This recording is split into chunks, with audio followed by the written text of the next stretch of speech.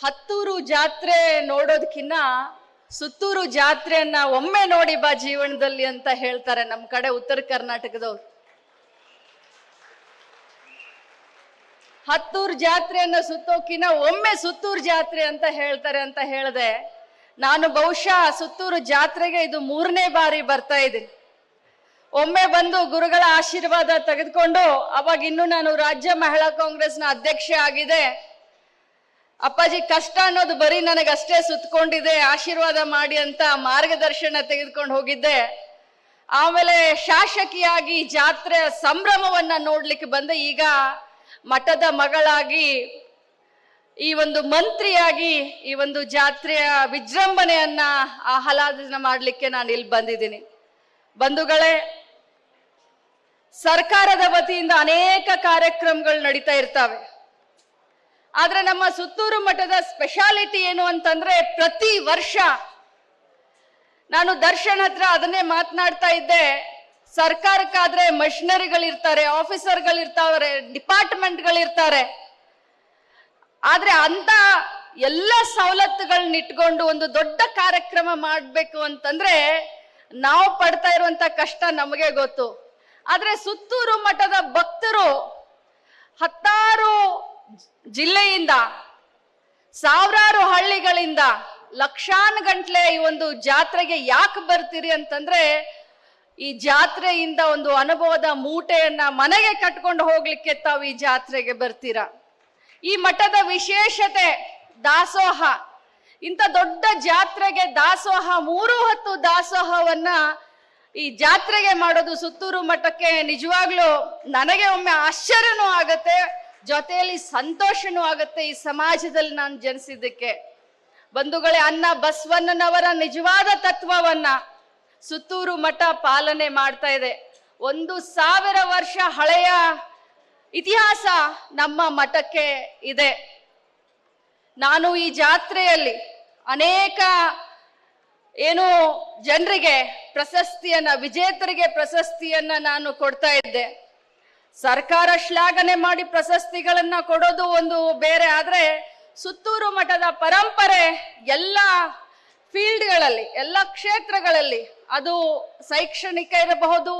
ನಾನು ಕೇಳಿದೆ ಒಬ್ಬ ಹುಡುಗಿಗೆ, ಏನಮ್ಮ ನಿನ್ಗೆ ಯಾಕೆ ಪ್ರಶಸ್ತಿ ಅಂದ್ರೆ ಯೋಗಾಭ್ಯಾಸ ಅಂತ ಹೇಳಿದ್ಲು. ಅಂದ್ರೆ ಪ್ರತಿಯೊಂದು ಕ್ಷೇತ್ರದಲ್ಲಿ ಅವ್ರಿಗೆ ಪ್ರೋತ್ಸಾಹ ನೀಡಿ ಅವರನ್ನ ಉತ್ತೇಜನ ಮಾಡೋದು ನಮ್ಮ ಸುತ್ತೂರು ಮಠದ ಪರಂಪರೆಗೆ ನಾನೊಂದು ದೊಡ್ಡ ನಮಸ್ಕಾರವನ್ನ ಹೇಳಲಿಕ್ಕೆ ಬಯಸ್ತೇನೆ. ಬಂಧುಗಳೇ, ಉತ್ತರದಿಂದ ದಕ್ಷಿಣಕ್ಕೆ, ಪೂರ್ವದಿಂದ ಪಶ್ಚಿಮಕ್ಕೆ ಇಂಥ ಎಲ್ಲ ಮಠಗಳು ಇವತ್ತು ಸರ್ಕಾರಗಳು ಮಾಡುವಂತ ಕೆಲಸವನ್ನ ಸಮಾಜಮುಖಿಯಾಗಿ, ಅದು ನಿಸ್ವಾರ್ಥತೆಯಿಂದ, ಮಠಗಳಿಗೆ ಯಾವುದೇ ಸ್ವಾರ್ಥ ಇಲ್ಲ. ಸ್ವಾಮೀಜಿಗಳು ಇವತ್ತು ಬರೀ ದೇಶದಲ್ಲಿ ಅಷ್ಟೇ ಅಲ್ಲ, ವಿದೇಶದಲ್ಲಿ ನಮ್ಮ ಶಿಕ್ಷಣವನ್ನ, ಅನೇಕ ಶಿಕ್ಷಣದ ಒಂದು ಸಂಸ್ಥೆಗಳನ್ನ ಕಟ್ಟಿದ್ದಾರೆ. ಅನೇಕ ಜನರಿಗೆ ಇವತ್ತು ಉದ್ಯೋಗ ಅವಕಾಶವನ್ನ ಮಾಡಿಕೊಟ್ಟಿದ್ದಾರೆ.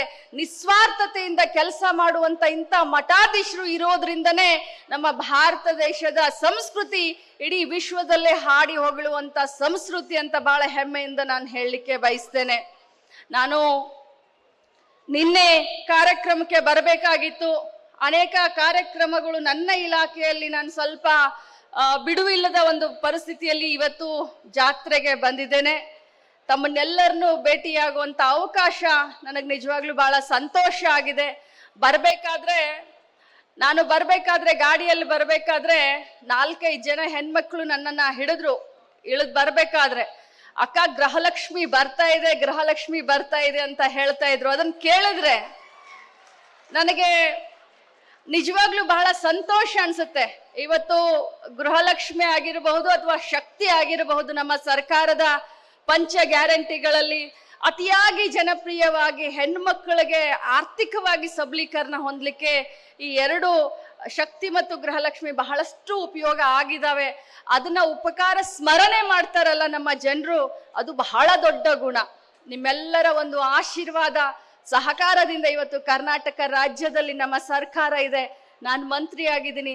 ತಮ್ಮೆಲ್ಲರ ಸಹಕಾರ, ಆಶೀರ್ವಾದ ಇದೇ ರೀತಿ ನಮ್ಮ ಮೇಲೆ ಇರಲಿ ಅಂತ ಹೇಳ್ತಾ, ನನಗೆ ಏನೋ ಒಂದು ಸಂಕಷ್ಟ ಬಂದಾಗ, ಏನೋ ಒಂದು ಸ್ವಲ್ಪ ಮನಸ್ಸಿಗೆ ಸಮಾಧಾನ ಇಲ್ಲದಂತ ಸಂದರ್ಭದಲ್ಲಿ ನಾನು ಅಪ್ಪಾಜಿಗೆ ನೇರವಾಗಿ ಫೋನ್ ಮಾಡಿ ಇಂಥ ಸಮಾಚಾರ ಇದೆ ಅಪ್ಪಾಜಿ ಅಂತ. ನನ್ನ ತಮ್ಮ ವಿಧಾನ ಪರಿಷತ್ ಚುನಾವಣೆಗೆ ನಿಂತಾಗ ನಾನು ಅಪ್ಪಾಜಿಗೆ 2-3 ಸರಿ ಫೋನ್ ಮಾಡಿ ಹಿಂಗೆ ಅಪ್ಪಾಜಿ ಅಂತ ಹೇಳ್ತಾ ಇದ್ದೆ. ಅಂದ್ರೆ ನಾವು ಸಮಾಜದಲ್ಲಿ ಮಠಾಧೀಶರನ್ನ ಒಂದು ತಂದೆಯ ಸ್ಥಾನದಲ್ಲಿ, ಮಾರ್ಗದರ್ಶಕರ ಸ್ಥಾನದಲ್ಲಿ ನಿಂತ್ಕೊಂಡು ನೋಡ್ತಾ ಇರ್ತೀವಿ. ಸೊ ನನಗೆ ಬಹಳ ಅದ್ಭುತವಾದಂತ ಮಾರ್ಗದರ್ಶನ, ಸಮಾಧಾನದಿಂದ ಇರಬೇಕು. ಯಾಕಂದ್ರೆ ಧೈರ್ಯಂ ಸರ್ವತ್ರ ಸಾಧನಂ ಅಂತ ಹೇಳಿದ್ರು.